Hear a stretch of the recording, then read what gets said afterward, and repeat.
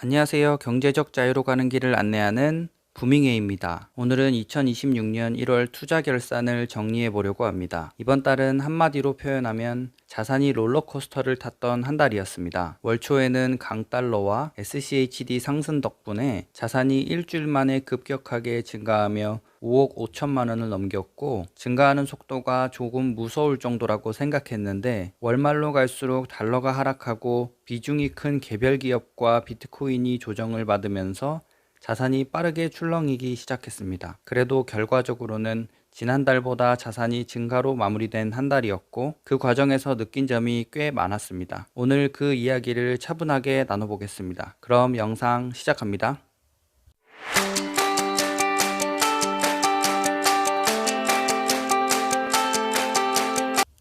1월 초에는 강달러 흐름이 꽤 인상적이었습니다. 달러가 강해지면서 미국 주식 비중이 높은 제 포트폴리오는 환율 효과까지 더해져 자산 가치가 빠르게 올라갔습니다. 특히 SCHD는 연초부터 작년 상승률보다 훨씬 높은 7%가 넘는 상승으로 욕바지 ETF답지 않게 안정적인 상승 흐름을 보여주면서 포트폴리오 전체를 잘 받쳐줬습니다. 기술주 중심의 S&P 500과 나스닥이 조금 주춤할 때 SCHD가 선방해주는 모습을 보고 반반 전략을 취하길 잘했다라는 생각이 자연스럽게 들었습니다. 하지만 1월 후반부에는 달러가 다시 하락하고 제 개별주 중 많은 비중을 차지하는 마이크로소프트와 애플이 각각 10%, 5%가 빠지며 상승했던 자산이 꽤 빠르게 줄어드는 구간이 나왔습니다. 숫자로 보면 결국 손실은 아닌 달이었지만 심리적으로는 진짜 롤러코스터 같은 느낌이 든 한 달이었습니다. 이럴 때일수록 사람은 자꾸 차트를 보게 되고 괜히 손대고 싶은 마음이 생깁니다. 그래서 저는 이 시점에 오히려 기계적으로 지켜야 할 것들에 집중했습니다.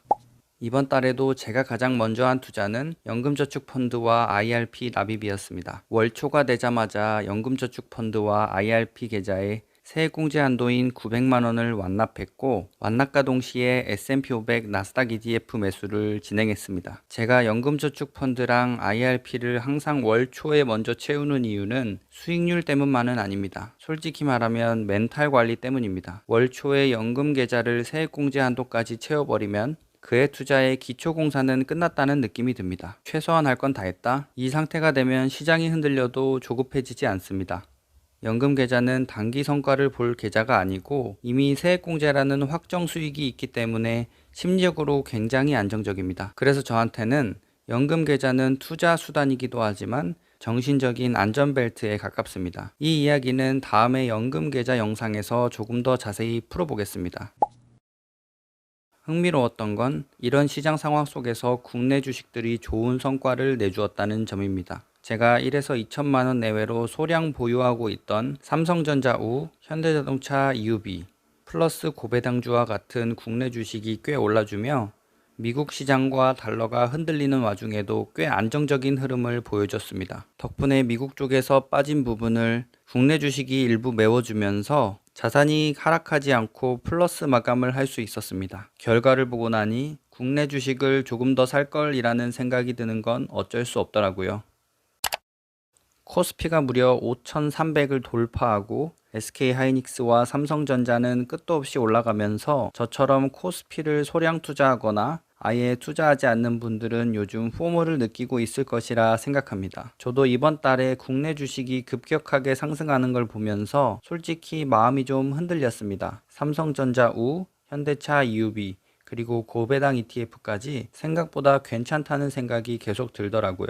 그 순간 자연스럽게 이런 생각이 따라옵니다. 내가 너무 미국만 보고 있는 거 아니야? 지금이라도 비중을 늘려야 하나? 저도 예전에는 이 감정이 들 때마다 실제로 행동으로 옮긴 적이 있습니다. 그런데 결과는 대부분 비슷했습니다. 이미 많이 오른 뒤였고 결국 다시 원래 전략으로 돌아가게 되더라고요. 그래서 요즘은 이 감정이 올라오면 이렇게 생각합니다. 아, 지금 흔들리고 있구나. 포모를 없애려고 하지 않습니다. 그냥 인지하고 흘려보냅니다. 이번 달도 마찬가지였습니다. 아쉬움은 있었지만 원칙은 그대로 유지했습니다. 저는 원칙적으로 미국 주식을 포트폴리오의 대부분으로 가져가고 있습니다. 이 원칙은 지금도 앞으로도 쉽게 바꿀 생각이 없습니다. 국내 주식이 잘 나갈 때마다 이런 감정이 올라오는 건 자연스럽다고 생각합니다. 하지만 이 감정에 바로 반응해서 비중을 급격하게 바꾸는 순간 투자는 흔들리기 시작합니다. 그래서 이번 달에도 일정 비율만 매수하고 비중을 늘리는 행동은 하지 않았습니다.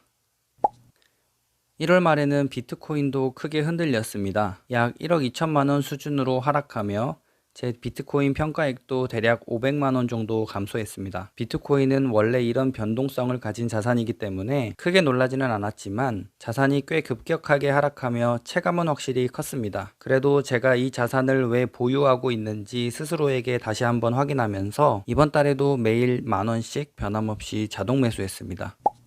정리해보면 2026년 1월은 자산이 출렁이긴 했지만 솔직히 이번 달 시장을 보면서 이게 악재냐 호재냐를 따지는 건 저한테 크게 중요하지 않았습니다. 달러가 하락했다, 몇몇 투자 중인 기업들이 조정받았다, 이런 사실은 누구나 다 알고 있잖아요. 달러가 빠지니까 환율 효과로 불어났던 자산이 줄어드는 건 너무 자연스러운 일이었고 대형주 조정도 이 정도는 올 수 있지 그 이상도 이하도 아니었습니다. 오히려 저는 이럴 때 제 자산이 어디에서 흔들리고 어디에서 버티는지를 봅니다. 이번 달에는 미국 주식과 달러, 비트코인이 동시에 흔들렸고 그 대신 국내 주식이 받쳐주는 구조였죠. 이걸 보면서 지금 내 포트폴리오는 이런 식으로 움직이는구나. 이 정도만 확인했습니다. 이게 제 기준입니다. 시장을 해석하려 들기보다는 내 자산의 흐름을 보는 것. 저는 앞으로도 미국 주식 중심으로 투자하고 연금 계좌는 연초에 선납하며 국내 주식은 보조적 역할이고 비트코인은 장기적 관점으로 모아갈 것입니다.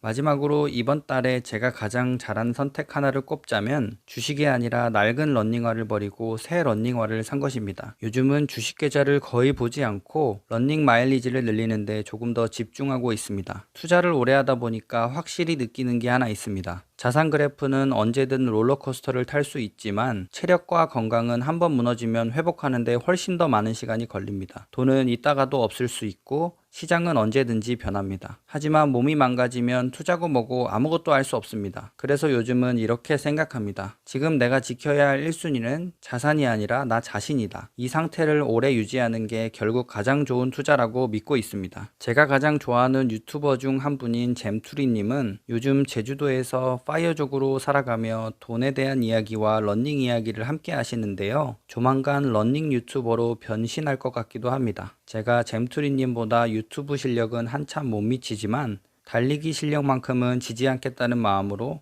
올해 강하게 훈련해 볼 생각입니다. 여러분은 이번 1월 어떤 투자를 하셨나요? 댓글로 남겨주세요. 매수든 매도든 아니면 저처럼 그냥 자동 매수하셨든 다 괜찮습니다. 서로 경험 공유하면 분명 도움이 될 거라 생각합니다. 여러분의 자산과 자신이 함께 커가기를 바랍니다. 오늘 영상이 도움되셨다면 좋아요와 구독 부탁드리고요. 지금까지 부밍이었습니다. 감사합니다.